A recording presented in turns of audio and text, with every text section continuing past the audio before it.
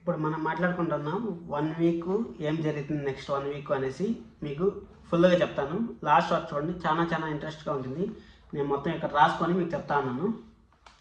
Last week ఏం జరిగిందో మొత్తం మాట్లాడుకుందాం. ఒకసారి ఊరికి అలా టచ్ చేద్దాం ఒక నిమిషం పాటు. ఈ వీక్లో ఏం జరుగుతుంది అనేసి ఇన్డెప్త్ రివ్యూలో మాట్లాడతాను. ఫుల్గా చాలా ఇంట్రెస్ట్గా ఉంటుంది. చాలా పాయింట్స్ మీకు కవర్ చేస్తాను. ఋషి వస్తాడు, ఎప్పుడు వస్తాడు ఏమనేసి మొత్తం డిస్కషన్ చేసుకున్నాం. మనకి వాళ్ళ నాన్న గురించి ఎలా తెలుసుకుంటారు, మనకి ఈ వారంలో వాళ్ళ నాన్న గురించి తెలుస్తుంది, అది ఎలా తెలుస్తుంది ఏమనేసి మొత్తం మాట్లాడుకున్నాం. శైలేంద్ర ఇంక ఏం ప్లాన్ చేయబోతుంటాడు, ఈ వారం మొత్తం శైలేంద్ర ఎలా ఉంటాడు ఏమనేసి ఇన్డెప్త్ రివ్యూలో మాట్లాడుకున్నాం. చాలా ఇంట్రెస్ట్గా ఉంటుంది. లాస్ట్ వరకు చూడండి. ఈ సండే అనాలిసిస్ చాలా సక్సెస్ అవుతాను. లాస్ట్ సండేది, అంతకుముందు సండేవి. అందుకోసమే లాస్ట్ వరకు చూడండి. ఎవరైనా కొత్తగా చూస్తానంటే ఛానల్ సబ్స్క్రైబ్ చేసుకొని బెల్ ఐకాన్ ఆన్ చేసి పెట్టుకోండి. అలాగే లైక్ చేసి వీడియోని చూడండి. హాయ్, అందరికీ నమస్కారం.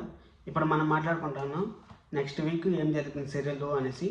ఇప్పుడు మనం సండే అనాలిసిస్ అని దీనికి పేరు పెట్టాను నేను.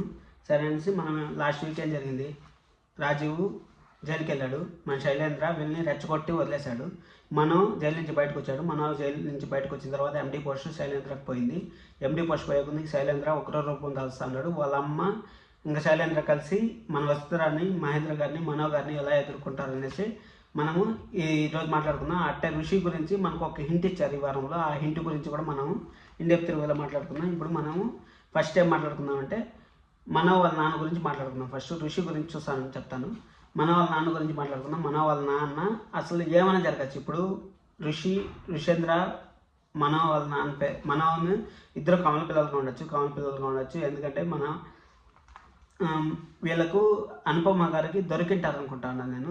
ఋషి పెంచుకుంటాను. లేకపోతే ఇంత సీరియస్గా ఇంత మ్యాటర్ జరుగుతా ఉన్నా కానీ చెప్పట్లేదంటే ఇప్పుడు చెప్తే మహేంద్ర గారు కూడా ఏం చెప్తా ఉంటారు, ఎవరో చెప్పచ్చు కదా ఎందుకు చెప్పట్లేదు అనేసి మన అనుపమ గారిని నిలదీస్తూ ఉంటారు. అంటే మీరు అర్థం చేసుకోండి, అప్పుడు మహేంద్ర గారికి కూడా ఎవరు ఎక్కడ అనేసి తెలియదు. ఒకవేళ మహేంద్ర గారు కానీ తప్పు చేసింటే అప్పుడు చెప్పింటారు కదా. ఇప్పుడు ఎన్నో సీరియల్లో మనం చూస్తూ ఉన్నాము, పిల్లలు మార్చేసేది, లేకపోతే ఒక పిల్లల్ని పుడితే వాళ్ళ పిల్లలు పుట్టడం అనేసి చేసేది.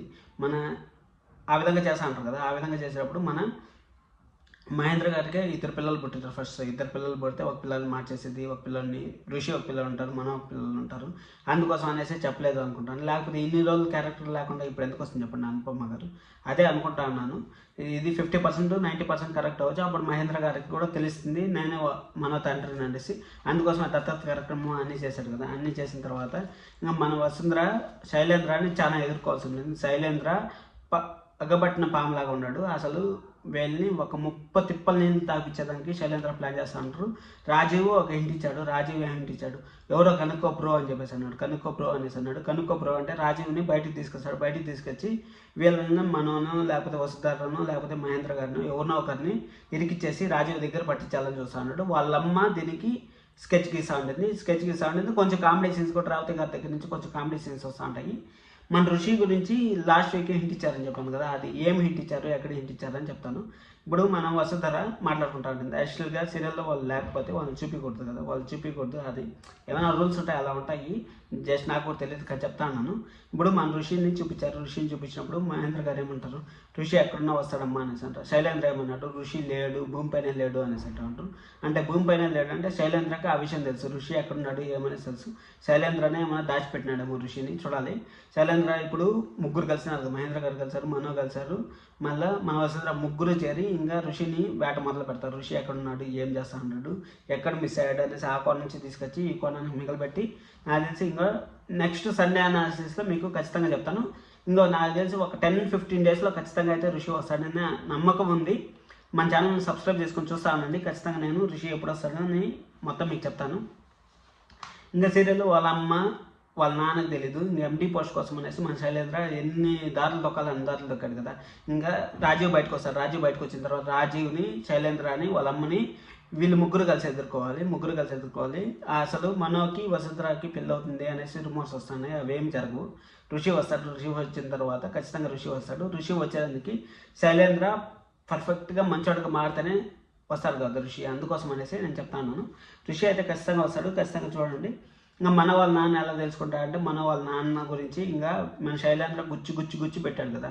ఈ విధంగా మీ నాన్న ఎవరు, పనేంద్ర భూపతి, శైలేంద్ర ఫాదర్ ఆఫ్ పనేంద్ర భూపతి, మనం హూ అనేసి అన్నాడు కదా, హూ అనే కొద్దికి ఇప్పుడు మనోకి ఎక్కడ లేని కోపం వచ్చింది.